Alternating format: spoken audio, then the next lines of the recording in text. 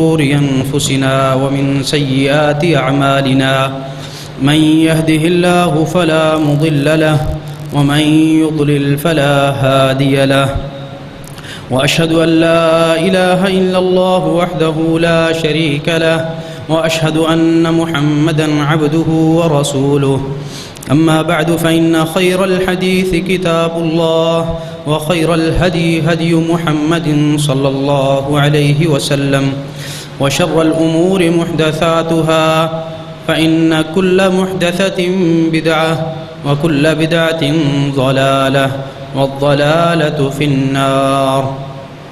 اللهم صل على محمد وعلى آل محمد كما صليت على إبراهيم وعلى آل إبراهيم إنك حميد مجيد.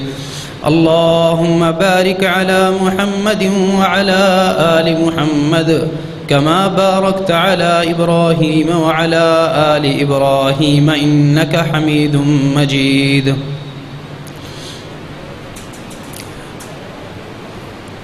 يا أيها الذين آمنوا اتقوا الله حق تقاته ولا تموتن إلا وأنتم مسلمون.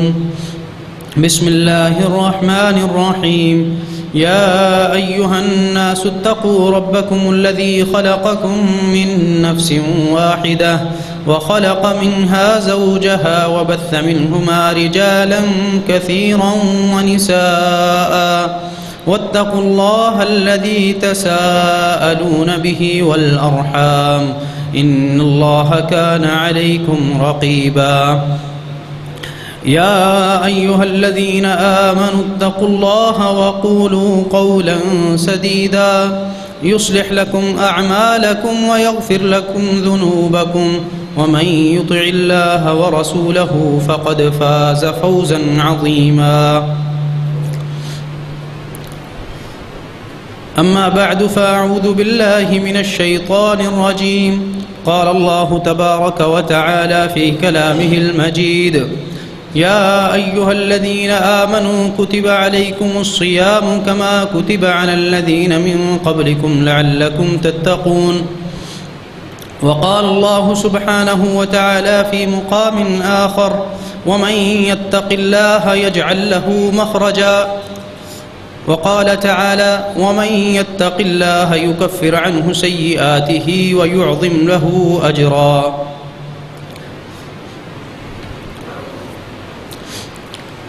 رمضان المبارک کا مقدس مہینہ اپنی رحمتوں اور برکتوں کے ساتھ ہم سے رخصت ہوا ہے، اور اس مقدس مہینے میں اللہ رب العزت نے ایک اہم عبادت سارا مہینہ ہمیں سر انجام دینے کا حکم دیا. وہ عبادت روزہ ہے، اور پورا مہینہ یہ عبادت سر انجام دینے کا مقصد کیا تھا، یہ اللہ رب العزت فرماتے ہیں: یا ایھا الذین آمنوا کتب علیکم الصیام کما کتب علی الذین من قبلکم لعلکم تتقون. کہ اے ایمان والو، تم پر روزے فرض کیے گئے جیسے تم سے پہلے لوگوں پر فرض کیے گئے تھے، اور اس کا مقصد یہ ہے کہ تم متقی بن جاؤ.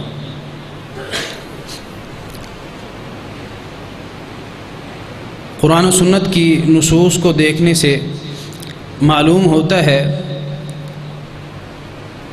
کہ بہت ساری عبادات کا مقصد، بلکہ یوں کہیں کہ تمام عبادات کا مقصد تقوی کا حصول ہے. اللہ تعالیٰ فرماتے ہیں: یا ایھا الناس اعبدوا ربکم الذی خلقکم والذین من قبلکم لعلکم تتقون. اے لوگو، اپنے اس رب کی عبادت کرو جس نے تمہیں پیدا کیا اور ان لوگوں کو پیدا کیا جو تم سے پہلے تھے، اور اس عبادت کا مقصد یہ ہے لعلکم تتقون، تاکہ تم متقی بن جاؤ، تاکہ تمہارے اندر تقوی آ جائے.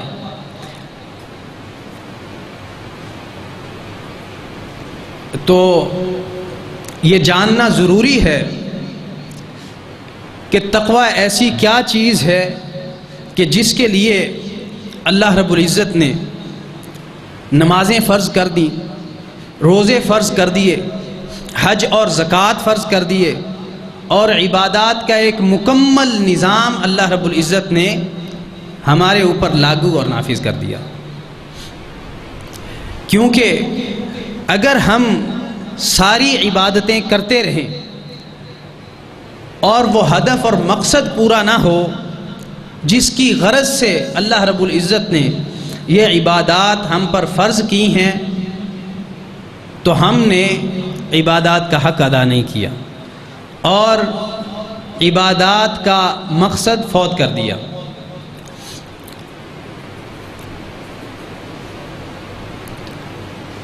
اور جو آخرت کا انعام اور اکرام ہے، اللہ رب العزت نے آخرت میں انسانوں کے لیے جو نعمتیں رکھی ہیں، وہ ساری نعمتیں اسی صورت میں انسان کو ملیں گی جب وہ ان عبادات سے جو اصل مقصد ہے وہ حاصل کر لیتا ہے۔ اللہ تعالیٰ فرماتے ہیں وَسَارِعُوا إِلَى مَغْفِرَةٍ مِّن رَّبِّكُمْ وَجَنَّةٍ عَرْضُهَا السَّمَاوَاتُ وَالْأَرْضُ أُعِدَّتْ لِلْمُتَّقِينَ۔ اپنے رب کی مغفرت کی طرف دوڑو، لپکو اور جلدی کرو، اور اس جنت کی طرف جس کی چوڑائی تمام آسمان اور زمین کے برابر ہے۔ تمام آسمانوں اور زمین کے برابر چوڑائی والی جنت کی طرف دوڑو اور لپکو، لیکن ساتھ میں بتا دیا اعدت للمتقین، یہ جنت متقین کے لیے ہے، تقوی اختیار کرنے والے لوگوں کے لیے ہے۔ اور اگر ہم قرآن کریم کو پڑھیں تو یہ سمجھ آتی ہے کہ صرف آخرت کی نعمتیں نہیں بلکہ دنیا میں بھی حقیقی سکون، اطمینان اور فرحت صرف اہل تقوی کے لیے ہے۔ اللہ رب العزت نے تقوی کا جو انعام اور اکرام آخرت میں رکھا ہے وہ مسلم ہے، لیکن دنیا میں بھی اللہ رب العزت اہل تقوی کو مایوس نہیں کرتے۔ اللہ تعالیٰ فرماتے ہیں وَمَن يَتَّقِ اللَّهَ يَجْعَل لَّهُ مَخْرَجًا، جو شخص تقوی اختیار کرتا ہے اللہ رب العزت اس کے لیے راستے بنا دیتے ہیں، تنگیوں سے نکلنے کے، مصیبتوں اور پریشانیوں سے چھٹکارے کے راستے بنا دیتے ہیں۔ اور اسی صورت میں چند آیات کے بعد اللہ رب العزت فرماتے ہیں وَمَن يَتَّقِ اللَّهَ يَجْعَل لَّهُ مِنْ أَمْرِهِ يُسْرًا، جو شخص اللہ کا تقوی اختیار کرے گا اللہ رب العزت اس کے معاملات آسان کر دیں گے۔ اور فرمایا وَمَن يَتَّقِ اللَّهَ يُكَفِّرْ عَنْهُ سَيِّئَاتِهِ وَيُعْظِمْ لَهُ أَجْرًا، جو شخص اللہ کا تقوی اختیار کرے گا اللہ رب العزت اس کے گناہ مٹا دیں گے اور اس کو بہت عظیم اجر عطا فرمائیں گے۔ تو یہ سارے ثمرات، سارے فوائد تقوی حاصل کرنے کے بعد ملتے ہیں۔ اگر انسان ظاہری عبادات بجا لاتا رہے لیکن اس کے اندر تقوی پیدا نہ ہو تو ایسا سمجھا جائے جیسے جسم سے روح نکل جاتی ہے تو اس کی کوئی حیثیت باقی نہیں رہتی، وہ ایک لاش بن جاتا ہے۔ اسی طرح اگر عبادات میں سے تقوی کو نکال دیا جائے تو سمجھیں کہ عبادات کے جسم میں سے روح نکل گئی ہے. وہ ایک مردہ لاش ہے جس کی کوئی حیثیت نہیں ہے. جب ہمیں یہ پتہ چلا کہ عبادات کا مقصد اور ہدف تقویٰ کا حصول ہے تو یہ جاننا لازم ہے کہ تقویٰ کہتے کسے ہیں. حضرت ابی بن کعب رضی اللہ تعالی عنہ نے حضرت عمر رضی اللہ تعالی عنہ نے حضرت ابی بن کعب رضی اللہ عنہ سے پوچھا تقویٰ کیا ہے؟ تو انہوں نے فرمایا کیا آپ کبھی ایسے راستے سے گزرے ہیں جس میں جھاڑیاں اور کانٹے ہوتے ہیں؟ جس طرح آپ ایسے راستے سے گزرتے ہیں جس میں جھاڑیاں اور کانٹے ہوتے ہیں تو اپنے دامن کو بچا بچا کے گزرتے ہیں کہ کہیں کوئی کانٹا کوئی جھاڑی جسم اور لباس کو نقصان نہ پہنچا دے. اسی طرح زندگی کی اس شاہراہ پر، زندگی کے اس راستے پر چلتے ہوئے اپنے دامن کو اللہ کی نافرمانیوں سے بچانا، اس کو تقویٰ کہتے ہیں. تو ہم غور کریں کہ رمضان المبارک کا پورا مہینہ گزارنے کے بعد اس پورے مہینے کے روزے رکھنے کے بعد کیا ہمارے اندر یہ صفت پیدا ہوئی ہے یا نہیں؟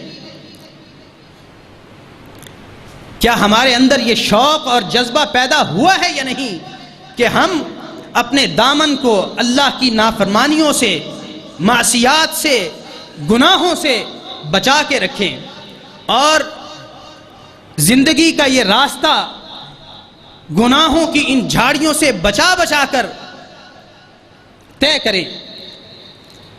اگر رمضان کے روزے رکھنے کے بعد ہمارے اندر یہ صفت پیدا ہوئی ہے تو پھر رمضان المبارک کی وہ تمام رحمتیں اور برکتیں اور اس کے وہ تمام ثمرات جن کا اللہ رب العزت نے وعدہ فرمایا ہے وہ ہمارے لیے موجود ہیں.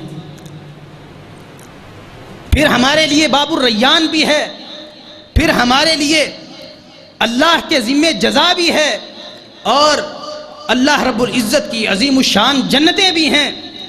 دنیا میں آسانیاں بھی ہیں، سکون بھی ہے، اطمینان بھی ہے اور ہمارے تمام معاملات میں تنگیوں سے نکلنے کے لیے راستے بھی موجود ہیں.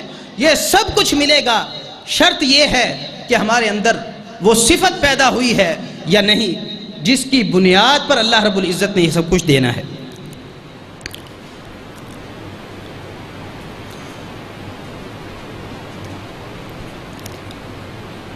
اور تقویٰ کی بنیاد اور اصل مرکز انسان کا دل ہے.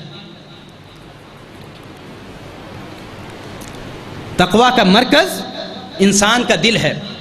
رسول اللہ صلی اللہ علیہ وسلم نے فرمایا التقویٰ ہا ہنا، التقویٰ ہا ہنا، التقویٰ ہا ہنا. تقویٰ یہاں ہے، تقویٰ یہاں ہے، تقویٰ یہاں ہے. تو اگر ہمارے دل کی صفائی نہیں ہوئی، ہمارے دل علائشوں سے پاک نہیں ہوئے اور دل کی غلاظتیں دور نہیں ہوئیں، ہم یہ سمجھ لیں کہ ہم متقی نہیں ہیں، ہمارے اندر تقویٰ نہیں ہے اور ہم نے اپنی عبادات کا ہدف اور مقصد پورا نہیں کیا.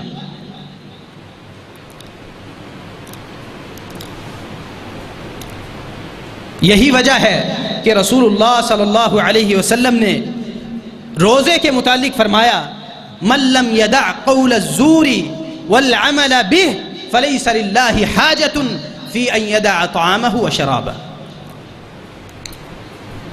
جو شخص غلط بات کرنا نہیں چھوڑتا، غلط عمل نہیں چھوڑتا، تو اللہ کو کوئی حاجت نہیں کہ وہ اپنا کھانا پینا چھوڑے رکھے.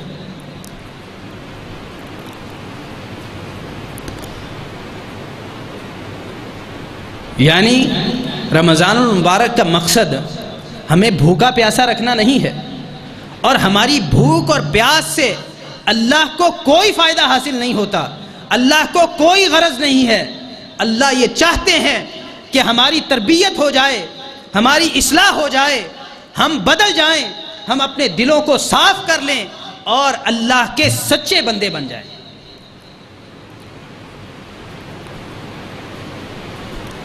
جس شخص کے اندر تقویٰ کی یہ صفت پیدا ہو جاتی ہے،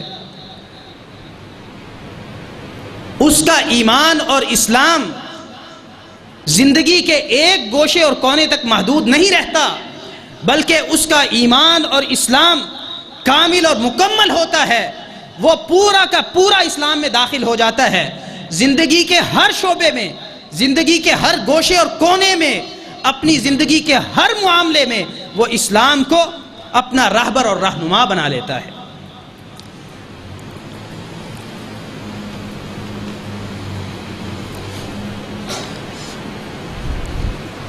آج ہم دیکھیں کہ ہماری زندگی کے معاملات میں ہماری ترجیح کیا ہے، ہمارے پیش نظر کیا چیز رہتی ہے، ہمارے سامنے کیا چیز ہوتی ہے، اور کس چیز کو بنیاد بنا کر ہم اپنے فیصلے کرتے ہیں، ہم اپنی زندگی کے معاملات طے کرتے ہیں اور اپنی زندگی کے تمام اقوال و افعال سر انجام دیتے ہیں۔ اگر ہماری زندگی کے تمام معاملات کی بنیاد تقویٰ بنتی ہے تو پھر یقین کریں کہ یہ معاشرہ جنت نظیر بن جائے گا۔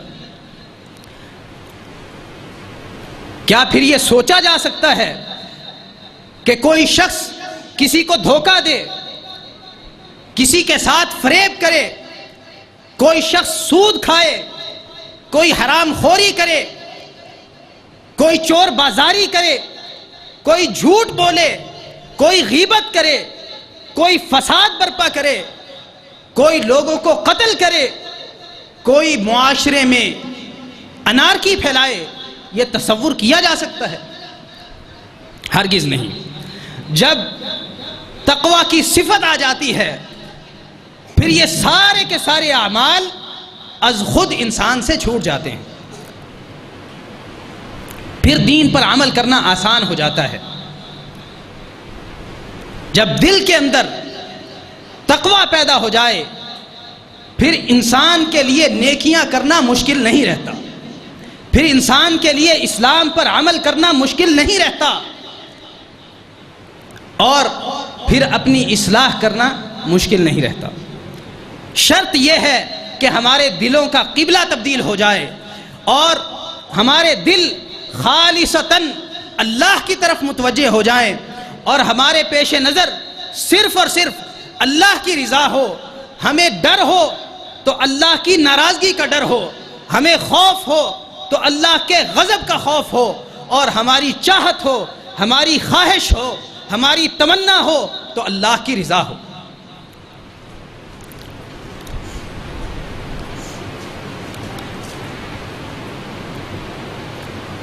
کیا وجہ ہے کہ نمازیں ادا کرنے کے باوجود، روزے رکھنے کے باوجود، ظاہری تمام عبادات سر انجام دینے کے باوجود، صدقے کرنے کے باوجود ہمارے معاشرے میں سکون نہیں ہے، اطمینان نہیں ہے، معاشرے میں انارکی اور فساد ہے، ہر طرف ظلم کا بازار گرم ہے؟ کیا وجہ ہے؟ ایک شخص نماز ادا کرتا ہے، اس کے بعد مسجد سے نکلتا ہے، کچھ ہی وقت کے بعد وہ شخص جھوٹ بولتا ہے، تو ایسے شخص نے نماز ادا نہیں کی، کیونکہ نماز کا جو ہدف اور مقصد تھا اپنے اندر تقویٰ پیدا کرنا، وہ اس نے حاصل نہیں کیا۔ اللہ تعالیٰ فرماتے ہیں اتل ما اوحی الیک من الکتاب واقم الصلاۃ ان الصلاۃ تنہی عن الفحشاء والمنکر، کہ قرآن کریم جو آپ کی طرف نازل کیا گیا ہے، اے پیغمبر اس کی تلاوت فرمائیے اور نماز قائم کیجئے۔ کیوں؟ کیونکہ نماز بے حیائی اور برائی سے منع کرتی ہے، روکتی ہے۔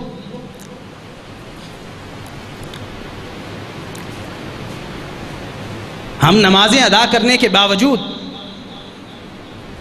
دیکھتے ہیں معاشرے میں نمازیوں کی کمی نہیں ہے، اگرچہ جس طرح ہونی چاہیے ویسی تعداد نہیں ہے، لیکن پھر بھی ایک بہت بڑا طبقہ نماز ادا کرتا ہے، لیکن نماز ادا کرنے کے باوجود معاشرے میں فحاشی اور عریانی کا غلغلہ ہے، معاشرے میں فحاشی کا راج اور غلبہ ہے۔ یہ کیسی نمازیں ہیں؟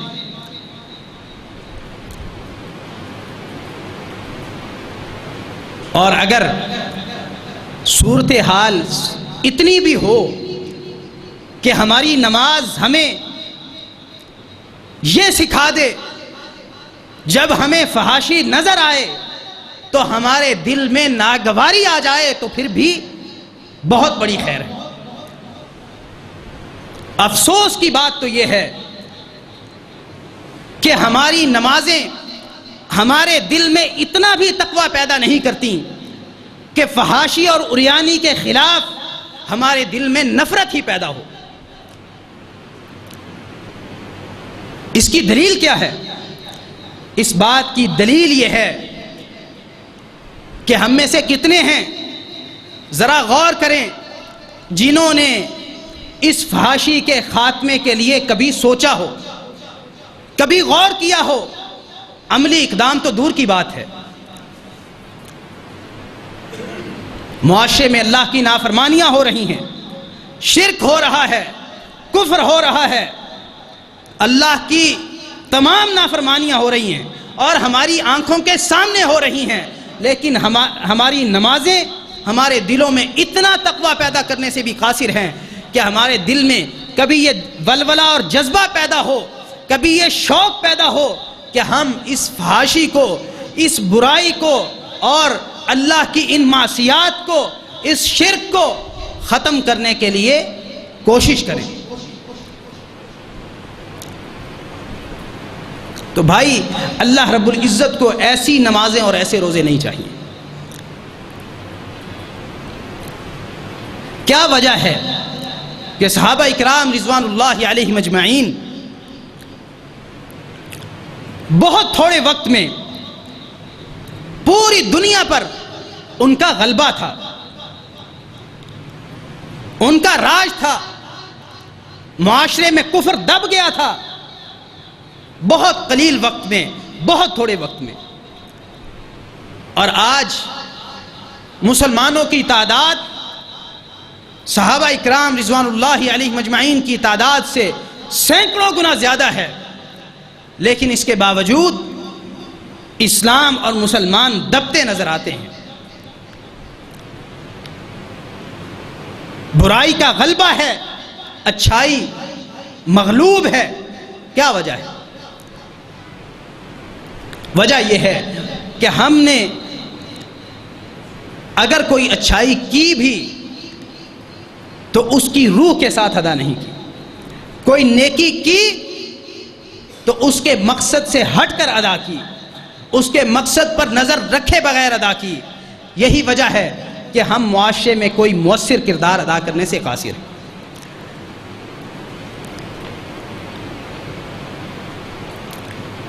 تو رمضان المبارک کے روزے رکھے گئے اور اللہ کے رسول صلی اللہ علیہ وسلم نے فرمایا، من صام رمضان ثم اتبعہ ستا من شوال کان کصیام الدہر، کہ جو شخص رمضان المبارک کے روزے رکھتا ہے اس کے بعد شوال کے 6 روزے رکھتا ہے تو ایسا شخص گویا کہ سارا سال روزے رکھنے والا ہے۔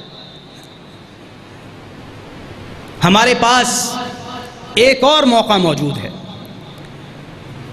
ہم روزے رکھ کر اپنی تربیت کر سکتے ہیں۔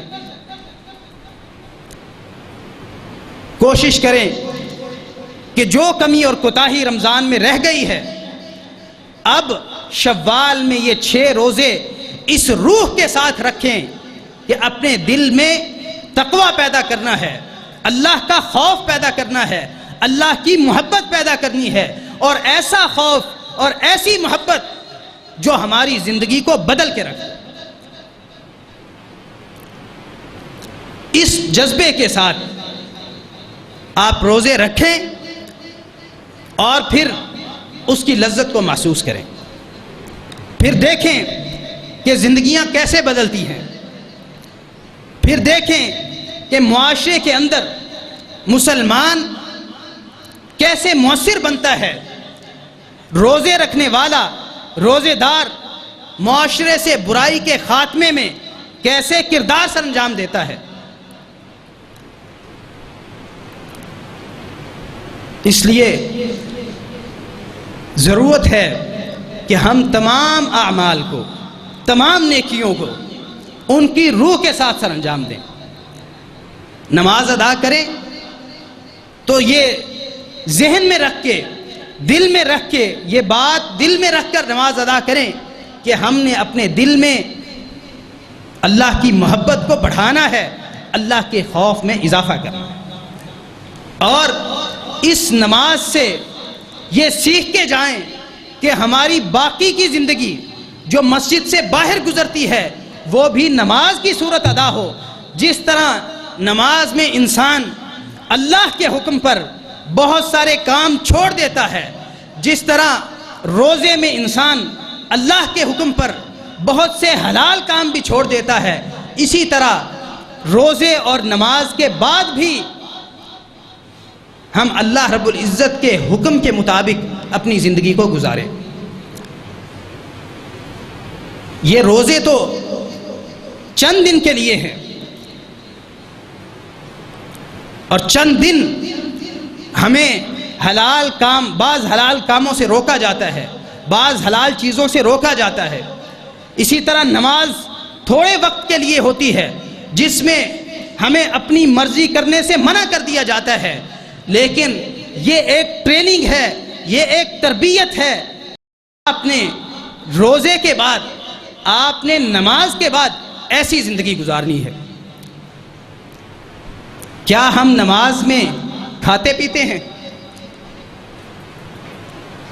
نماز میں دائیں بائیں دیکھتے ہیں، پیچھے مڑ کے دیکھتے ہیں، چلتے پھرتے ہیں؟ حالانکہ یہ سارے اعمال ہماری عام زندگی میں حلال ہیں۔ نماز میں اللہ رب العزت نے ان حلال کاموں سے بھی ہمیں منع کر کے یہ تربیت دی ہے کہ جہاں اللہ روک دے رک جاؤ، جہاں اللہ رب العزت بٹھا دیں بیٹھ جاؤ، جہاں کھڑا کر دیں کھڑے ہو جاؤ۔ یہ تربیت مقصد ہے۔ تو اگر ہم اپنی نمازوں سے، اپنے روزوں سے اپنی یہ تربیت کر لیتے ہیں کہ خود کو اللہ کے احکامات کے تابع کر دیتے ہیں، اور اپنے ہر قول و فعل سے پہلے یہ غور کرنا شروع کر دیتے ہیں کہ اللہ رب العزت کی اس بارے میں ہدایت کیا ہے، اور پھر اس کے بعد اللہ کی ہدایت کے مطابق اپنے اقوال و افعال سر انجام دیتے ہیں، تو پھر ہم حقیقی اور سچے مومن ہیں۔ پھر اللہ رب العزت کا حکم، یا ایھا الذین آمنوا ادخلوا فی السلم کافہ، اے ایمان والو اسلام میں پورے کے پورے داخل ہو جاؤ۔ پھر اللہ کا یہ حکم پورا ہو۔ اللہ کو یہ پسند نہیں کہ اللہ کی بعض باتیں مان لی جائیں اور بعض چھوڑ دی جائیں۔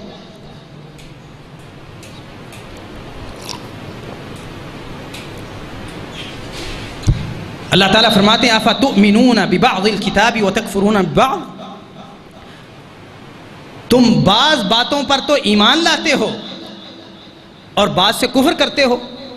فما جزاء من يفعل ذلك منكم الا خزي في الحياة الدنيا ويوم القيامة يردون الى اشد العذاب۔ جو شخص یہ کرتا ہے کہ اللہ کی بعض باتیں مانتا ہے اور بعض سے انکار کرتا ہے، بعض سے سرتابی کرتا ہے اور رخ پھیر لیتا ہے، اللہ رب العزت کی جو بات دل کی مرضی کے مطابق ہو اس کو مان لیا، اور جو خواہش نفس کے خلاف ہو اس کو چھوڑ دیا، اللہ رب العزت فرماتے ہیں جو شخص ایسا کرتا ہے اس کا بدلہ اس کے علاوہ کیا ہے۔ کہ اس کو دنیا کی زندگی میں رسوا کیا جائے اور آخرت میں اس کو سخت ترین عذاب کا مستحق قرار دیا جائے۔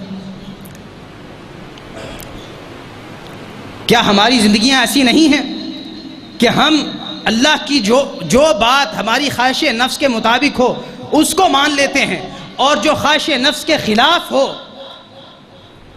وہاں ہم ہیلے بہانے کرتے ہیں؟ معاشرہ یہ کہتا ہے، فلاں یہ کہتا ہے، رشتہ دار یہ کہتے ہیں، میرا دل نہیں مانتا، یہ کیسے ممکن ہے، اس کو تو عقل نہیں مانتی۔ یہ سارے ہیلے بہانے ہمارے اندر موجود ہیں یا نہیں؟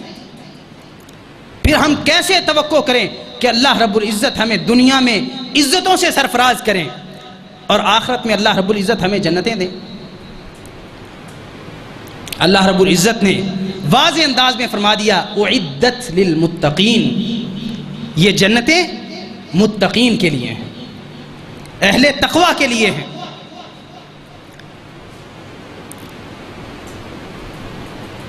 اللہ رب العزت سے دعا ہے کہ اللہ تعالی ہمیں تمام عبادات کو ان کی روح کے ساتھ، تقوی کے ساتھ ادا کرنے کی توفیق عطا فرمائے، اور عبادات سے ہمارے دل میں تقوی پیدا فرمائے، اور اس تقوی کی بنیاد پر ہمیں اپنی ساری زندگی کو اللہ کی مرضی اور منشا کے مطابق گزارنے کی توفیق عطا فرمائے۔ وآخر دعوانا ان الحمد للہ رب العالمین۔ ونستعينه ونستغفره ونعوذ بالله من شرور أنفسنا ومن سيئات أعمالنا، من يهده الله فلا مضل له ومن يضلل فلا هادي له، وأشهد أن لا إله إلا الله وحده لا شريك له، وأشهد أن محمدًا عبده ورسوله. أما بعد فإن خير الحديث كتاب الله، وخير الهدي هدي محمد صلى الله عليه وسلم، وشر الأمور محدثاتها، فإن كل محدثة بدعة، وكل بدعة ضلالة، والضلالة في النار.